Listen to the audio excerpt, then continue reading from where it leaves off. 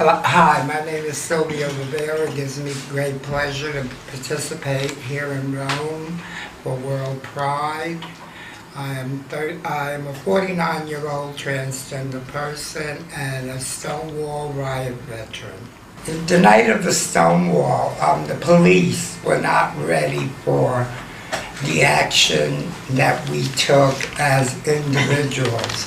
To them, they thought that it would be a routine raid on a so-called deviant bar, which the community was used to because the American Mafia, who ran our gay bars at that time, paid the police once a week over $1,000, depending on how much the bar made, for the simple fact that we were tired, we were fed up, and it was, I guess, like myself and other people felt, it was our time to do something to liberate ourselves. As usual, when the police came into any gay bar at that time, the lights would go off and on, so we knew that the police was coming in, and if we were dancing, we had to separate and pretend that we were just sitting there listening to music.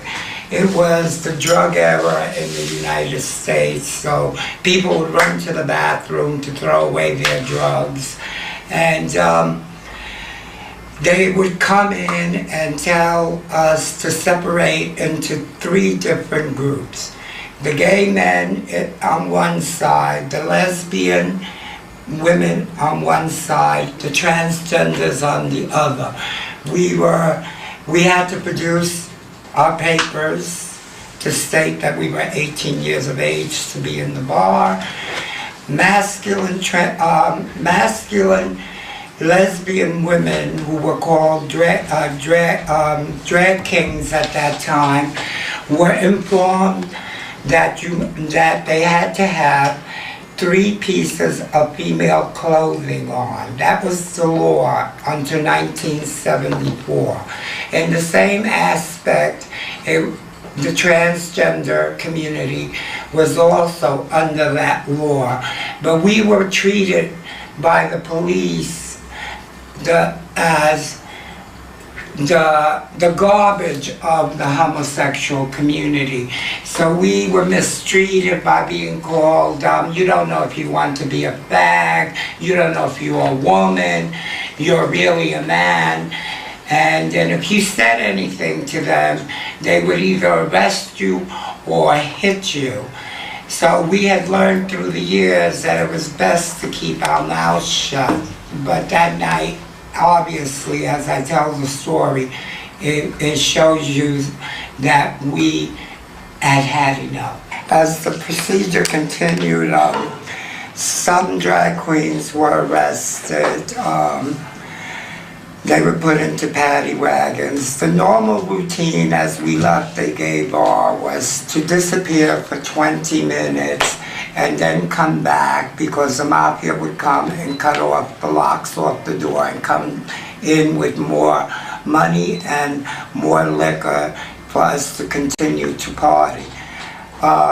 Instead of disappearing that evening, we went across the street to Sheridan Square, which is a little park right across the street from Stonewall Bar, and we proceeded to throw change at the police that was outside the bar, and we proceeded to call them pigs and all kind of, we were insulting the police, and they were not ready for our reaction towards them because normally they knew that with 4 or 5 police officers that they would not have any problems because the gay community was afraid of being outed. In moments around the village, word traveled by word of mouth to the other gay bars, to the Duchess, to Cookies, to several other smaller gay bars in the neighborhood. And there were so many people that came out of the woodwork like cockroaches. We even had straight people helping us in this moment of liberation, because as the crowds grew bigger, from 200 people, it grew into maybe 1,000 or more. That's when we started throwing bottles, turning over cars. A few of the drag queens uprooted a parking meter out of the ground. The Molotov cocktails started flying. It was a riot that you were used to seeing on the television when you went to other demonstrations. It got so bad that the police had to go back into the bar and barricade themselves inside with a reporter from the Village Voice.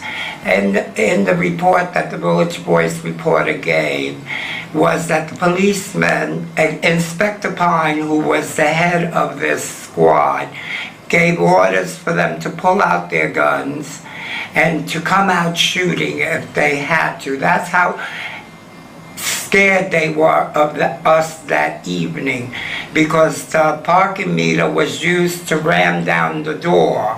We had no windows, so the windows were also covered up. We threw garbage cans like that where the window did break, the wood broke, and that even frightened them more. The most beautiful thing that I found that evening was that I saw the anger of the people that were getting beat up, and they had blood on their faces and on their bodies. They did not run away. They kept on coming back for more. We just kept on coming back. We didn't care if we got killed, because we knew we had to fight for what we believed in, and it was our night. One drag queen did take, somehow with her handcuffs, hit the policeman with a stiletto heel and take the keys from him and let all the other drag queens go that were in the paddy wagon. But to see the beauty of my people to be free that next day meant so much to me.